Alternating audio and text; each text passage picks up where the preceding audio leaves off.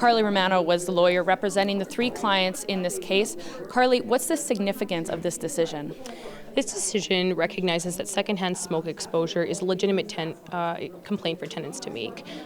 In Saskatchewan, the Act is very broad as to what the quiet enjoyment of a rental unit can be, or the landlords who need to maintain a rental unit.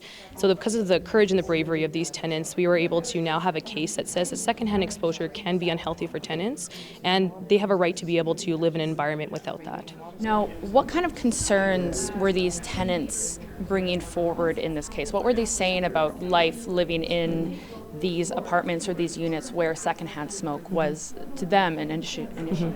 All the tenants had documented medical support that secondhand smoke exacerbated all their medical conditions. So they ranged from anywhere from respiratory issues to some sort of mental health or anxiety issues that were all heightened or exacerbated by the secondhand smoke exposure.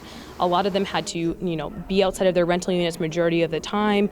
Some tenants weren't able to access certain parts of their unit because of the secondhand exposure.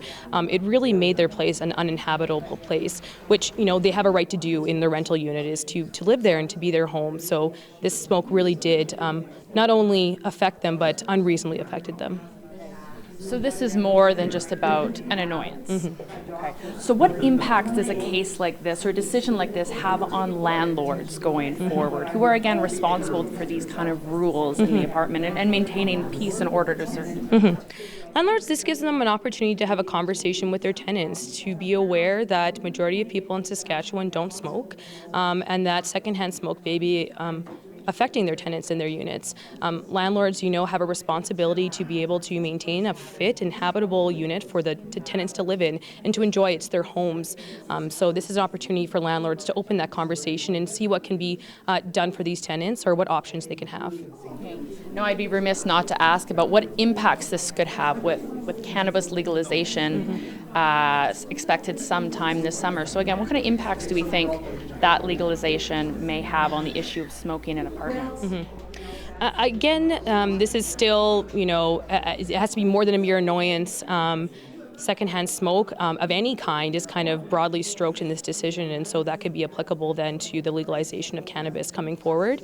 But we don't really know. We don't really know what the laws are going to be set by the provincial government yet, so we'll have to see how that rolls out.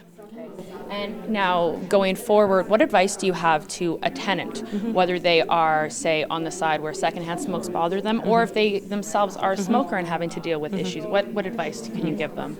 Tenants have lots of rights and opportunities to enforce those rights within Saskatchewan.